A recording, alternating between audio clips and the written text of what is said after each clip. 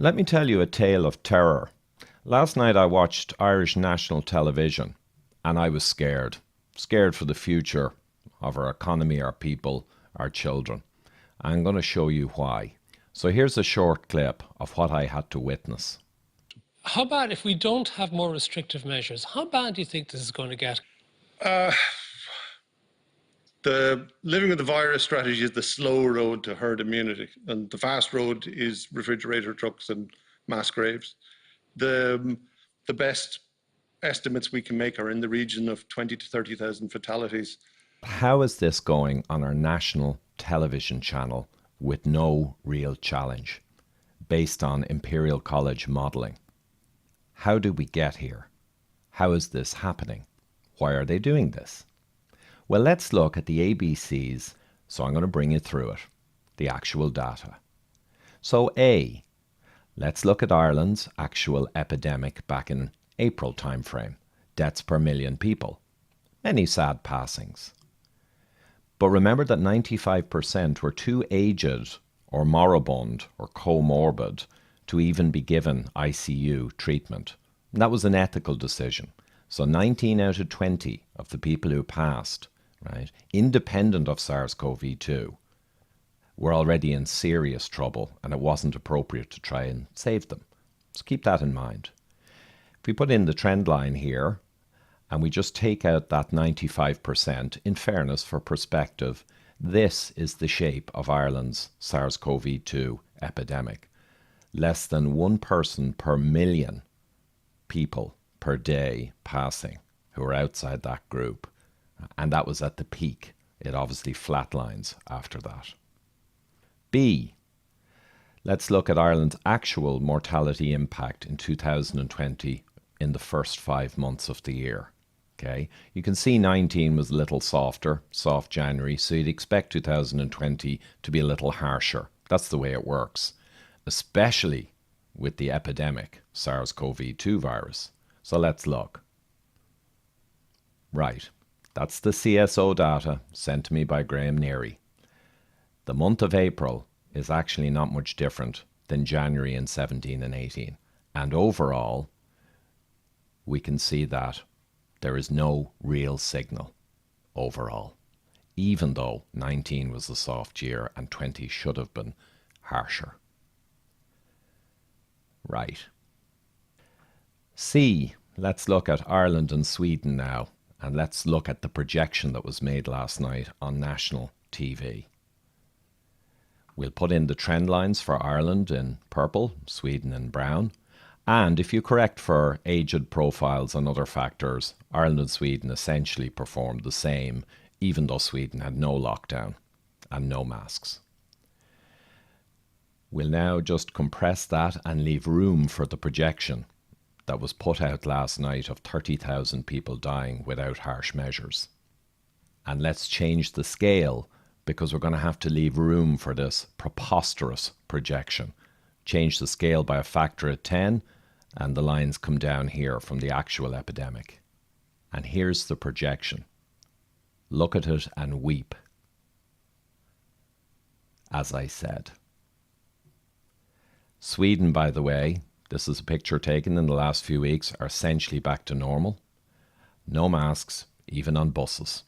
And during the epidemic, CNN on May the 6th went into Stockholm and videoed people getting their hair cut, even elderly people, bars, cafes, using the classic pandemic guidelines up to 2019 before the world decided to copy China. So as you can see, Sweden is doing great. Gold standard in epidemic management. Another piece of C, the World Health Organization yesterday quietly mounted Professor John Ioannidis' paper. He was correct on the infection fatality rate estimates back in April 2020, and he was scourged for coming out with them.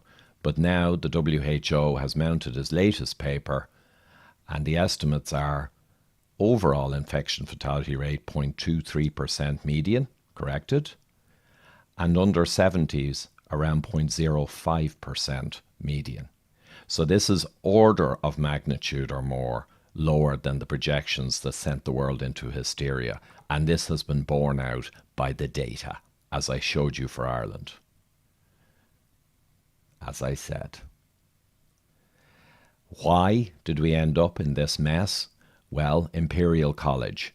They based their projections way back in March on 6 people who were infected out of 680 odd in 6 flights that came out of Wuhan. And it's in their paper. And these huge projections were copied by the world.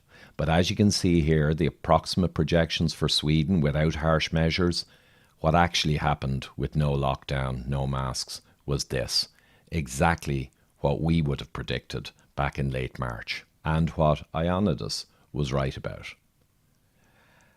For those who still cling to lockdowns, sorry, the science is out. Many published papers now establishing that lockdown has a minimal effect in general. Okay, so this URL here, you can go to and find these papers, and this is not even exhaustive. There are more. So no excuse for lockdown having limited the impact. And Sweden also nicely proves that. And finally, the actual trends in Ireland over the past weeks. Here's the ICU, 1 in the last day, 2 out. The last week or so flattening off. Around 30 people out of 5 million people in Ireland in ICU at the moment. And they are with SARS-CoV-2 positive PCR, not necessarily all driven by COVID-19. And note in a real epidemic, which is the first wave, the big one, note how fast ICU rises. Right? That's an epidemic. Note how that's nearly vertical. Note how this is nearly horizontal. Also back here, 95% of the deceased never actually were afforded ICU. They were never in there. So this graph you can put up through the roof if they were included.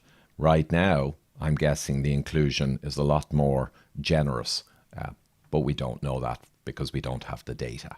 So my final word on the matter, given that Spain is way ahead of us and they've flattened out in mortality now, and France pretty much too, so we have those projections, that's my final word on the matter. Our national media is giving a platform to people making crazy projections that bear no relation to reality and pushing Ireland into further economic and social destruction, right?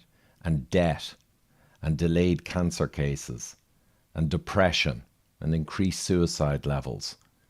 Complete undermining of our society, and as I've shown you, not in any way linked in any scientific fashion to the actual data in this matter.